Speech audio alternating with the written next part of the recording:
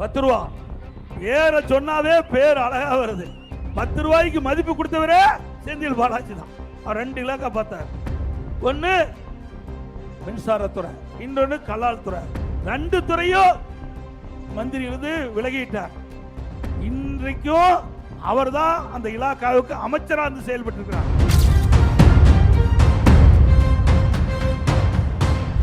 இன்றைக்கு ஒரு அமைச்சர் இருந்தார் செந்தில் பாலாஜி, உங்களுக்கு நல்லா தெரியும். 10 ரூபா பேரை சொன்னாவே பேர் அழகா வருது.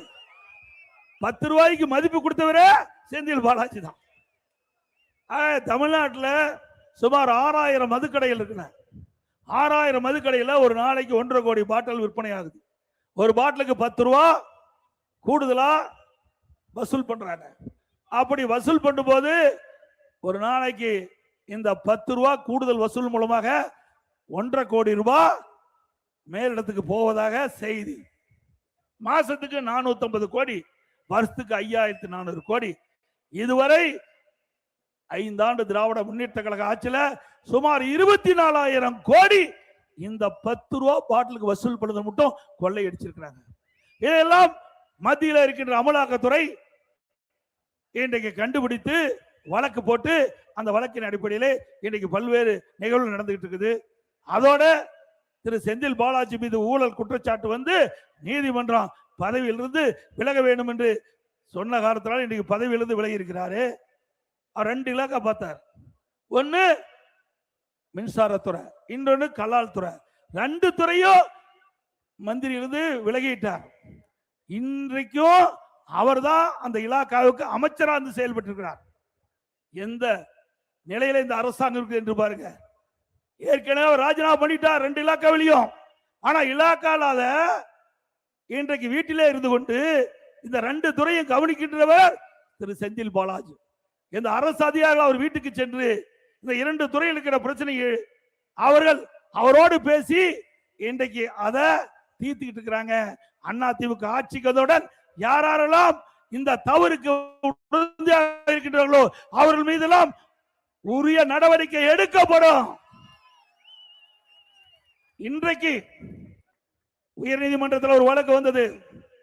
திரு செந்தில் பாலாஜி அவர்கள் அவர் மின்சாரத்துறை அமைச்சராகின்ற பொழுது டிரான்ஸ்பார்மர் கொள்முதல் செய்கின்ற டெண்டர் நடப்பட்டது. அந்த டெண்டர்ல 30 நிறுவனங்கள் கலந்துகிட்டது. அந்த 30 நிறுவனங்களும் ஒரே ரேட்டுக்கு டெண்டர் கோரி இருக்கிறாங்க. ஒரே ரேட், 30 பேரும் ஒரே ரேட்டுக்கு கோட் பண்ணி இருக்கிறாங்க.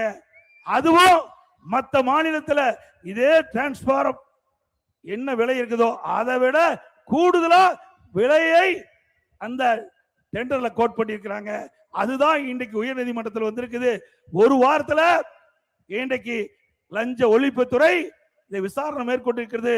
இந்த விசாரணையுடைய ஆவணங்களை நீதிமன்றத்திலே தாக்கல் செய்ய வேண்டும் என்று உயர் நீதிமன்றம் தீர்ப்பளித்திருக்கிறது. ஆக ஊழல் ஊழல் ஊழல், எல்லா துறையிலும் ஊழல் திமுக ஆட்சியில. அதோட அண்மையில உயர் நீதிமன்றத்தில் ஒரு வழக்கு. அந்த வழக்கின் அடிப்படையில் உள்ளாட்சித்துறை அமைச்சர், நகர்ப்புற வளர்ச்சி, குடிநீர் வழங்கல் துறை, அந்த 2 துறைக்கு அமைச்சர் இருக்கின்ற திரு நேரு அவர்கள் அவருடைய இலாக்காவிலே முறைகேடு நடைபெற்றதாக அமலாக்கத்துறை அவருடைய ஆதாரத்தின் அடிப்படையில் தமிழ்நாட்டில் இருக்கின்ற காவல்துறை அதிகாரிகளுக்கு, உயர் அதிகாரிக்கு அறிக்கை தாக்கல் செஞ்சிருக்கிறாங்க.